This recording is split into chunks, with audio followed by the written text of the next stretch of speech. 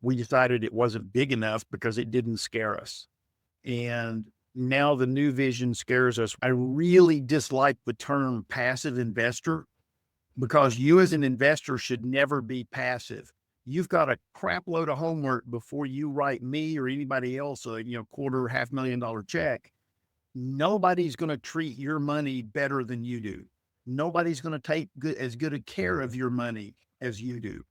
The most important person in your multifamily organization is the person that has their butt in the seat as property manager on the property, because that person is responsible for the day-to-day operations of your $1 million enterprise. I said, you as an investor, what you should be asking yourself is, how big of a check can I write this guy? Walk away from that money, never see it again, and it not materially affect my lifestyle or my retirement. Shawn Griffith joins me here today. You can learn what his team is up to. Head over to craftcapitalinvestments.com. Really appreciate your time here today, Shawn. Jack, I really appreciate you inviting us on and look forward to our conversation. Well, let's start with your journey into real estate investing and how you got started with Kraft Capital. It's a long story. The short version is I got interested in real estate investing back in like 2011 or so. A friend of mine invited me to one of these weekend seminars where they talk about single family, and then the next day they talk about multifamily. And being a math guy, I looked at it and go, oh, multifamily makes way more sense. And anyway, invested with him in his first deal. He absolutely crushed it. We got like 3.5 times our money. It cash flowed 12 to 14%. I'm still looking for a deal that good. Never seen one since.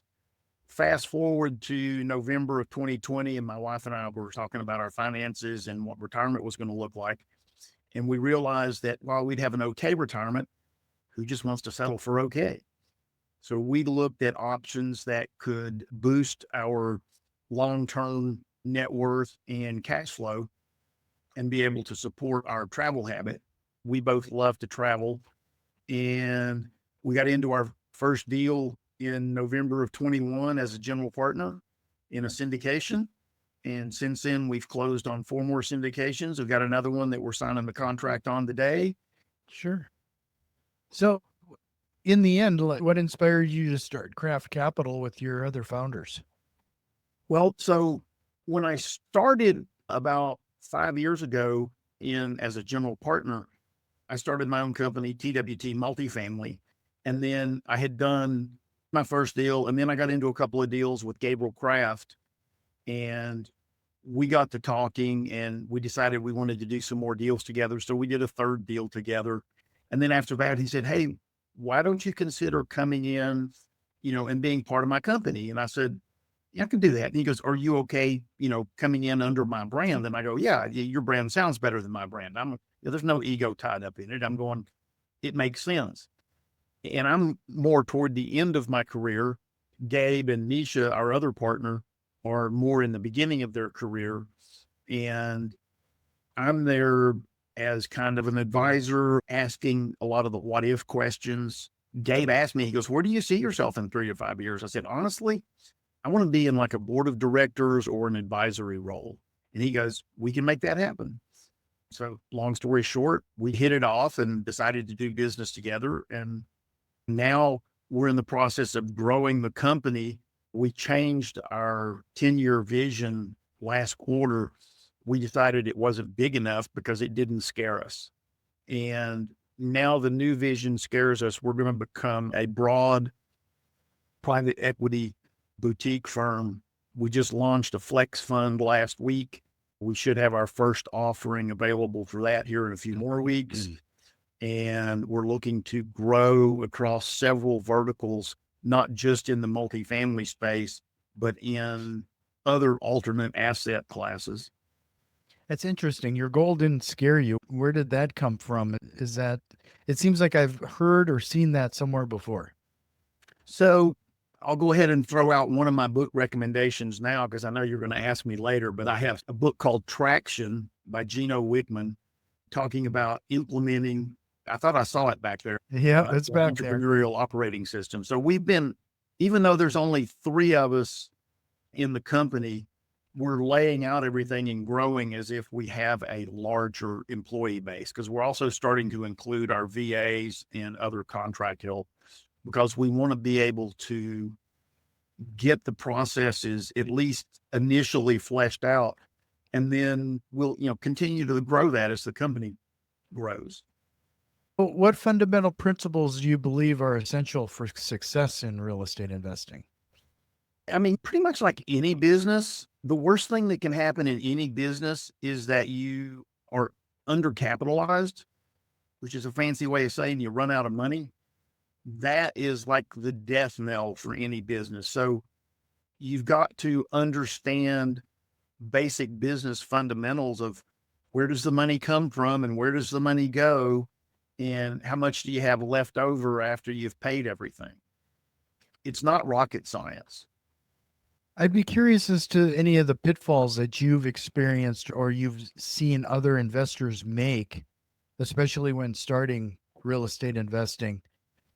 Probably the biggest one is they get lazy. They don't do their homework. I really dislike the term passive investor, because you as an investor should never be passive. You've got a crap load of homework before you write me or anybody else a, quarter, $500,000 check. And, it's just, that's not passive. Now the income can be passive all day long. I love passive income. I don't like passive investors. Investors need to know it's their responsibility. I mean, it's their money. Nobody's going to treat your money better than you do. Nobody's going to take as good a care of your money as you do. And, if you're going to hand your money over to me, you want to make sure that I have, I have my money alongside your money. So if something happens, we're both, I have some interest. I have, skin in the game is one of the phrases people likes to use. But, that's probably the biggest one is just, honestly, they get that, ooh, I can get rich quick in real estate, and, this is a slam dunk deal. And I have learned that I've had several deals that didn't go exactly as planned. I have one deal that I'm a passive investor in. We lost 91% of our equity. It's one of those, and there's no one thing that contributed to it. They bought the property at the top of the market. Well, that's okay. I've bought properties at the top of the market and they're still cash flowing and doing well, but I got fixed rate debt on them.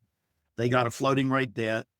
It was in a market that they really didn't understand the fundamentals of that market as deeply as they could have going in. They might have been more conservative if they had. The market turned soft, and it just, one thing after another, right? I appreciate you bringing up that this isn't a passive thing. I think we get a lot of individuals on the show that try to make it sound or seem as simple as that. In fact, I still remember those late night programs where it was just simply mailbox money. That's right. Just walk to the mailbox in your pajamas and collect your checks. Yep.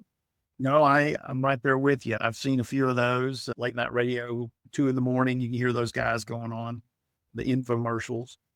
But yeah, it is not a passive activity. And even after you do the initial investment, it's very easy. I'll be the first one to admit I'm guilty of, I'm investing a deal and then I forget about it. But you still need to stay on top of it and track it. So you mentioned you started with single family home. You went to this and it talked about single family homes one day and then multifamily the next. Most people go through that process where they start with the single family and then it's like real world monopoly. And then they move up to the multifamily. Did you jump right to multifamily? I did, but a little bit later in my career. If somebody's just getting started, they're in their 20s or maybe 30s and they haven't built up good cash reserves yet, it's fine to start with single family. Or even if you feel like you don't have that time, and trust me, that's a job in and of itself. So you want to make sure you understand the time involvement. you can start in as a limited partner investing in syndications, but you need to spend some time and educate yourself and understand what it is you're getting into. Because I remember the first time I read a PPM, it scared the hell out of me. There's like 14 or 15 pages in there of reasons you should not invest in this deal. And, I asked an attorney about it, and he goes, the only reason this section should scare you is if it's missing, because then they're trying to hide something. He goes, really, what that section should prompt you as an investor to do is go, hey, Mr. or Mrs. Sponsor, how are you mitigating these 14 or 15 pages of risk items here? In most of them, it's two categories. 80% of them are handled by having the right kind of insurance on the property. The other 20% is by having a very thorough physical due diligence, so you know what you're getting into when you close. Well, could you give us a little rundown on how Kraft Capital decides what properties they're investing in? Or do you focus on a particular market? Yeah. And yes, we are focused exclusively on the Dallas-Fort Worth area. Specifically, we like the mid-cities area, which is exactly where you think it would be. It's midway between Dallas and Fort Worth. That area is very well positioned. There's good population and job growth going on in there. Those are things that we look for. We look for economic indicators like median household income. If it's below a certain threshold, we won't invest there. If there's high crime, we won't invest there. If the schools are bad, we won't invest there. So there's a lot of things that we do that's initial screenings. For example, when a deal comes in, our underwriting team will take that and they'll put it in our deal tracker, and they collect all of this basic information before they even underwrite it. And if it doesn't pass that initial screening, we don't even underwrite it. We've screened, I think, over 140 deals this year. Out of that 140, we've underwritten maybe 65 or 70 of them. And out of those 70 that we've underwritten, we've put LOIs in on maybe 7. We got the best in final in a couple. We've had one where they were just testing the market because they pulled it, even though they had an LOI submitted, they pulled it back off the market because I'm sure it wasn't where they wanted it to be or where they thought it could be. I mean, right now, if somebody has a property, they're not selling it.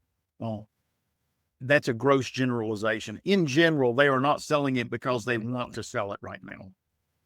There are other reasons. If it makes sense and they've met their business objectives, sure, sell it.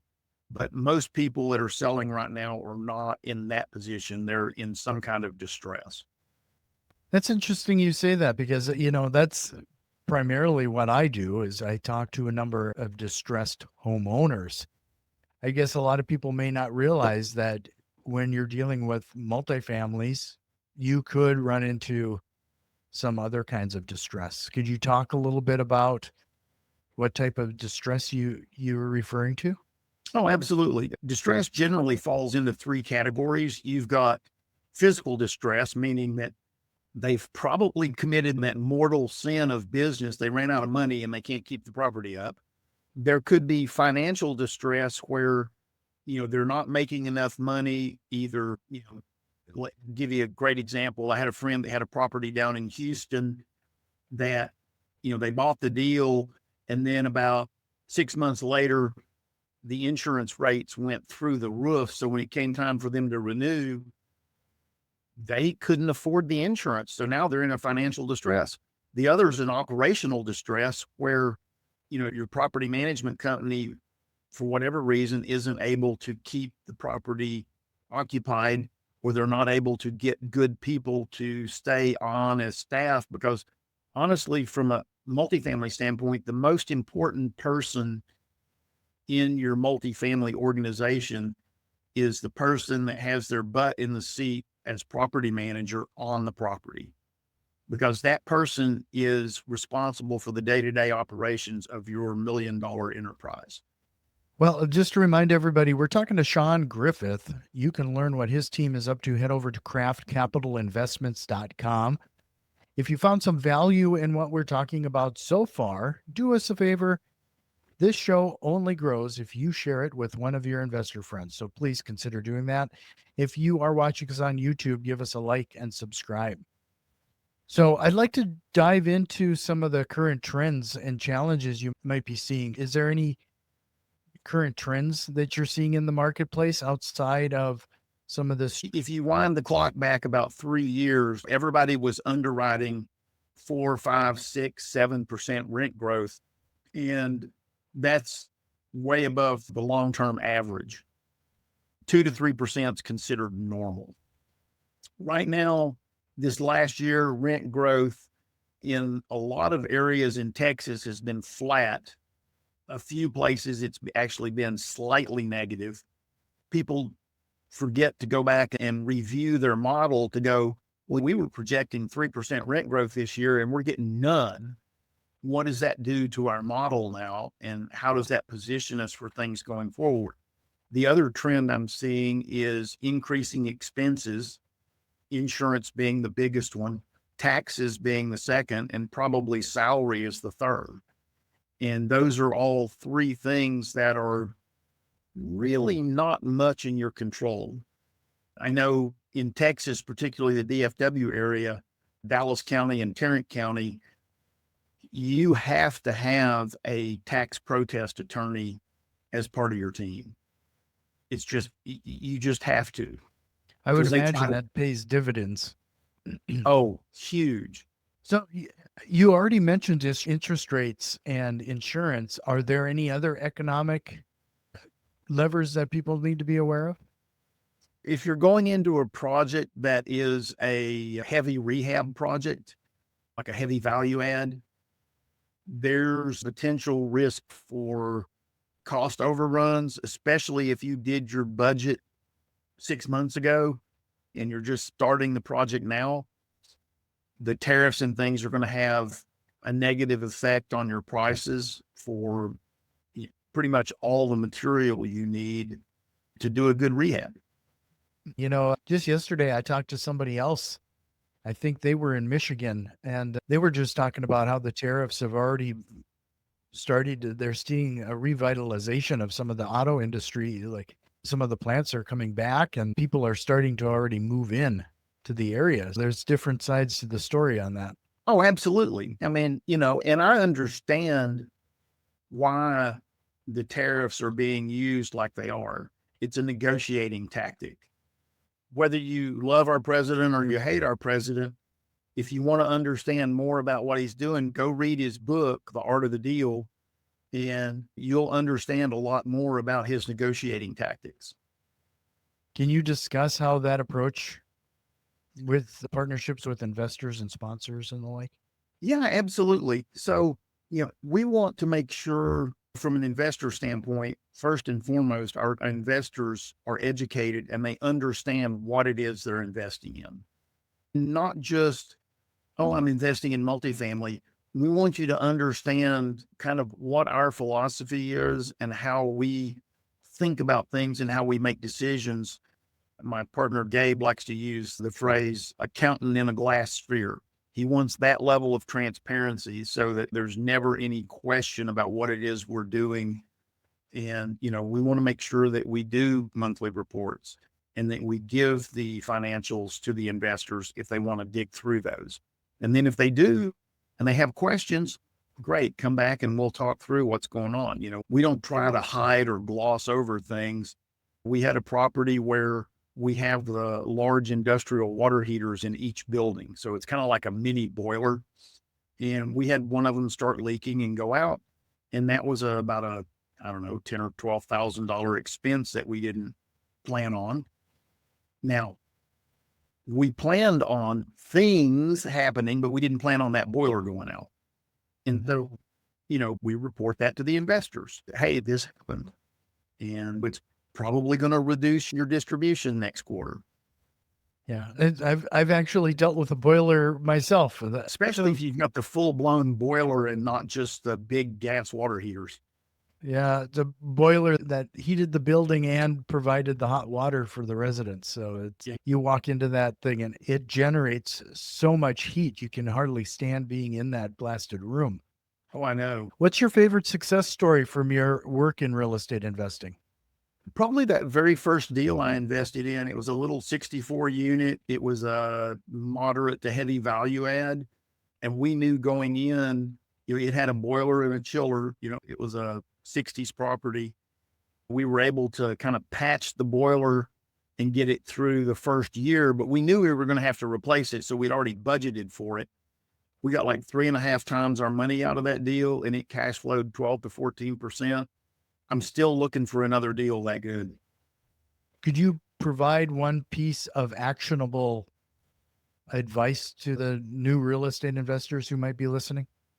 So if you're a real estate investor, if you haven't invested yet, I would say do it now rather than later, because real estate investing is a long game. One of the things that almost nobody talks about, everybody loves to talk about the tax benefits and the appreciation and capital preservation and passive income. One of the things almost nobody talks about is patience. Real estate investing will teach you patience one way or the other. And by that, I mean, you don't just buy something and sell it next week. It's not like trading stock. You don't hold it for a month or two and then sell it. Real estate is a long game. So learn enough about what you're doing to plan out the long game. And the other part of that is I always like to remind investors. I had a guy ask me about 3 or 4 months ago. He goes, "Well, what's your minimum to invest?" And I said, "That's the wrong question." I said, "You as an investor, what you should be asking yourself is, how big of a check can I write this guy, walk away from that money, never see it again, and it not materially affect my lifestyle or my retirement?" And his eyes got about this big. He goes, "Nobody's ever said that to me. I don't plan on losing your money because my money is going to be in there alongside your money." I said, "But you've got it. That's all part of doing your homework. You've got to feel comfortable, not just with the deal, but with the team running the deal." And honestly, I think the team running the deal is more important than the deal itself. Do you find it important that people in our society, we've been kind of programmed to set it and forget it when it comes to our retirement fund?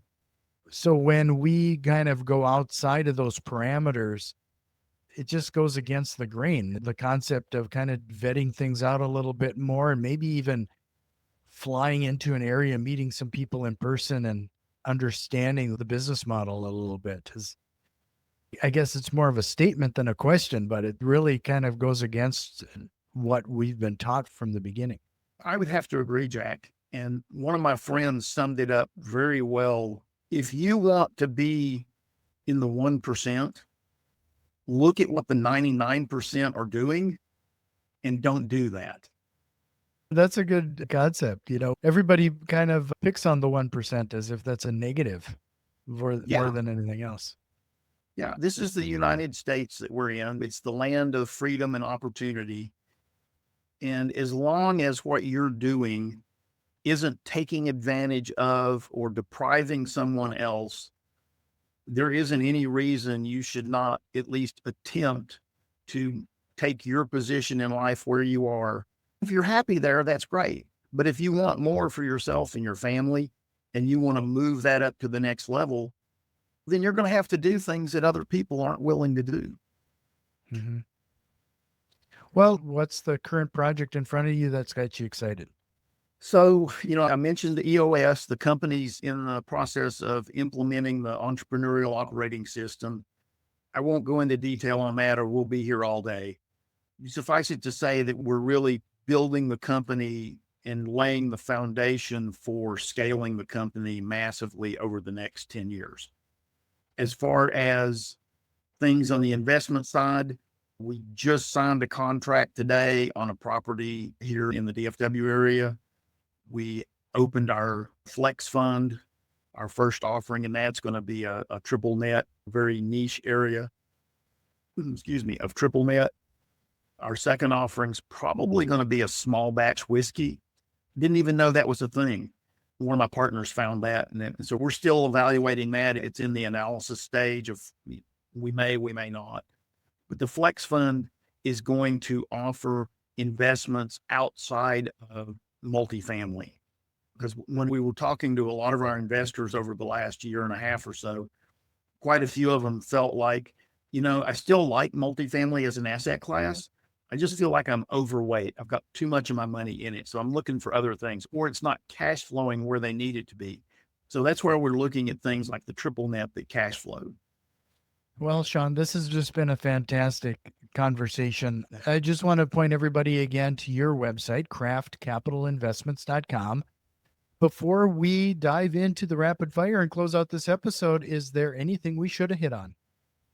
One of the things I always love to talk about is risk. And you as an investor, I can't tell you how much risk is acceptable to you. That's a personal decision every investor has to make. All I can do as a sponsor is say, well, here is what I see as the risk items. Now, I'm human, I'm fallible. So, that's one of the other things this is why I encourage investors to be educated and dig into deals, because sometimes they find things I miss. And that's great because it's a good partnership that way. Mm-hmm. Can I ask you, how do you balance that, the whole risk and reward? Oh, man. One of the ways for me, what makes sense is if I put a chunk of money somewhere and I expect a certain return from it over some period of time, a couple of things is, what is the likelihood I'm going to lose some or all of that capital? And so that's the risk of loss.